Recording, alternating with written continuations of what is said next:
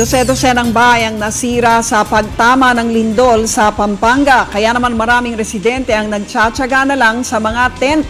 Umaksyon live mula sa Porac, Pampanga si Jenny Dongon.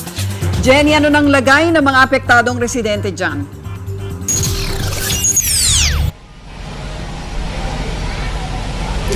Luchi, takot pa ring bumalik sa kanilang mga tahanan ang mga residente dito sa Barangay Pio sa Porac, Pampanga matapos nga nangyaring magnitude 6.1 na lindol kahapon. Kung hindi kasi nagkabitak-bitak ay nawasak ang kanilang mga tahanan.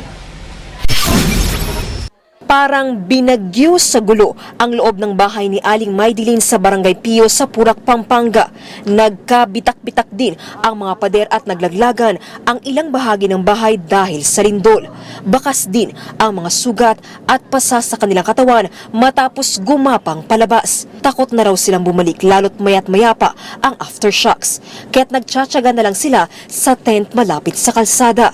Takot po kami. Takot po kami sa baka dumating na naman yung pagyanig. Sabi kasi mayroon pa. Sobrang kaba po. Takot. Tsaka yung mga bata, sobrang kaba. Ninenervous na po yung mga bata, yung mga pamangkin ko. Puro dasal na lang po. Puro tawag na lang po kay Lord na sana tumigil na yung tuwing yumayanig yung mga sana tigil na. Kasi po nagiiyakan yung mga bata. Si Tatay Pablo naranasan din ang 1990 earthquake pero mas nakakatakot daw ang nangyari kahapon. Kaya hindi ka makalakad ng diretso. Lakad mo, talagang papaling ka eh. Yung 1990, May ganun siya. Kasi gano'n siya. Ito wala. pero ano mas malakas sa pakiramdam mo? Ito, mas malakas sa amin. Oo, pero sandali, napakalakas. Ayun, matagal eh. Kaya ito, sandali lang pero napakalakas. Talagang hindi ka bubuhayin. Sa kabuuan, 6 na pong bahay sa Barangay Pio ang sinira ng lindol.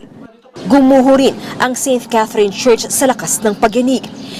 Hindi na nakaligtas ang arkong ito sa Lubao.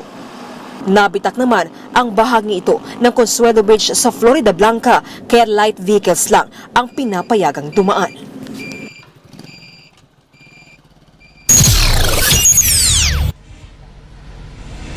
Luchi na nanawagan ngayon ng tulong ang mga taga-Barangay Pio, partikular na nga ng pagkain at ng malinis na tubig.